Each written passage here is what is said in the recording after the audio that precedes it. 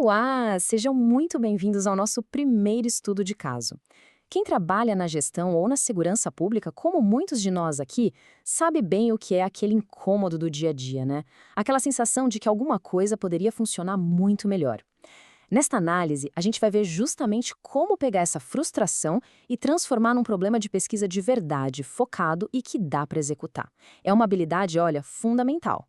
E o grande desafio é esse aqui.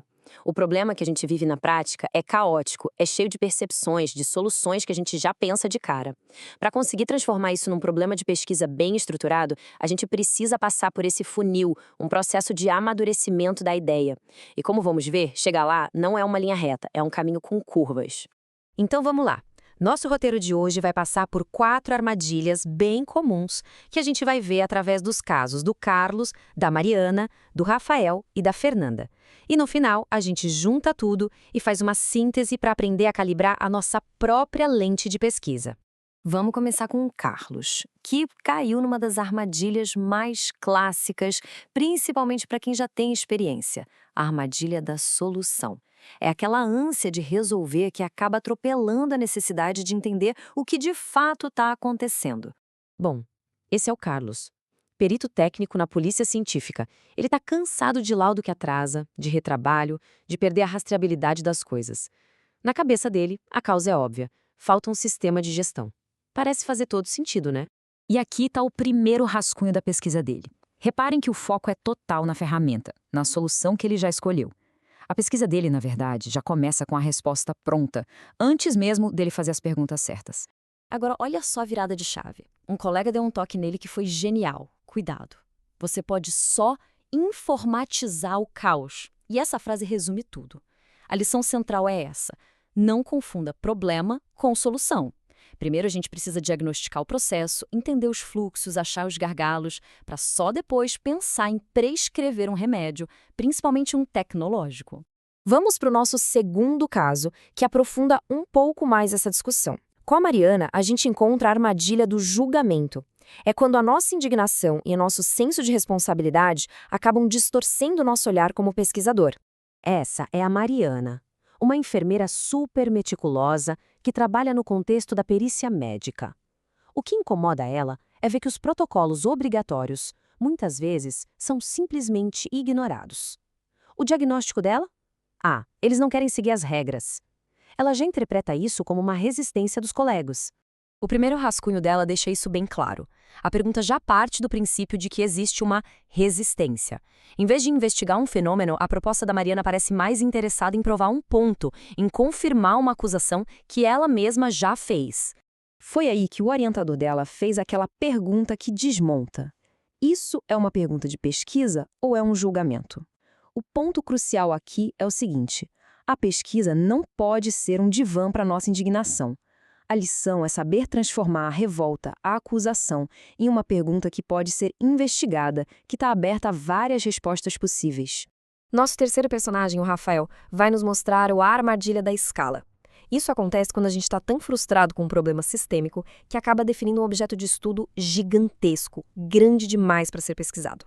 O Rafael é advogado na Secretaria de Segurança Pública.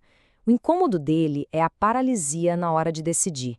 Ele vê processos parados, decisões que nunca saem, tudo por medo de responsabilização. Para ele, o diagnóstico é que o Estado inteiro está travado.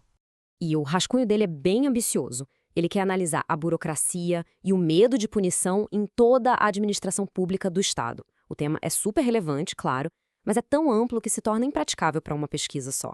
O insight para o Rafael veio em 2 partes.